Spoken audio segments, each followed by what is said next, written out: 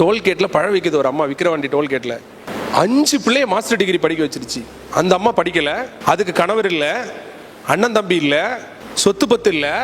ஆனா படிக்காத அந்த அம்மா 5 பிள்ளைய மாஸ்டர் டிகிரி படிக்க வச்சிருச்சு. 4 பொண்ணு ஒரு பையன், 3 பேர் அதுல கவர்மெண்ட் எம்ப்ளாயி. பழம் விற்கிறது ஈஸியான வேலை கிடையாது. 100 காரை பரிதாபமா மூஞ்ச வச்சு பார்த்தாதான் ஒருத்தன் பழம் வாங்குவான். அப்படி உழைச்சி ஒரு படிக்காத ஒரு அம்மா தான் பிள்ளைங்களை இவ்வளவு உயர்த்திட்டாங்க. ஆனா படிச்ச நாம நம்ம வாழ்க்கையை எதிர்காலத்துல என்ன பண்ண போறோம்னு கூட நமக்கு தெரியல. நம்ம அப்பா அம்மாவை அடுத்து இதே அளவுக்கு நன்றி கடனை திருப்பி செலுத்துவோமா தெரியல.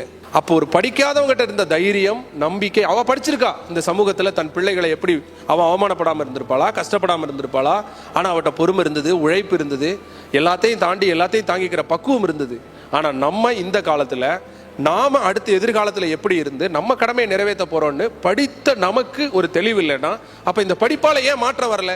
ஏன்னா இந்த படிப்பு ஏன் படிக்கிறோம்னு சொல்லி தரல, அதை நம்ம கேட்கல. கேள்விக்குள்ள எதுக்கு படிக்கணும், ஏன் படிக்கணும், இது அறம் சார்ந்த ஒழுக்கம் சார்ந்த கல்வியா இருந்தாதான் இதுக்கு முன்னாடி ஜெனரேஷன்ல இருந்த நம்ம அப்பா அம்மாட்ட இருக்கக்கூடிய அந்த பண்புகள் நிறைய நிறைந்திருந்தது. ஆனா படிக்கல.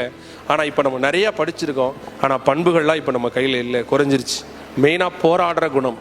அதனாலதான் நிறைய பேரால நம்ம கஷ்டம் வந்தா நம்மளால தாங்க முடியும்னே தெரியல, உடஞ்சிடுறாங்க.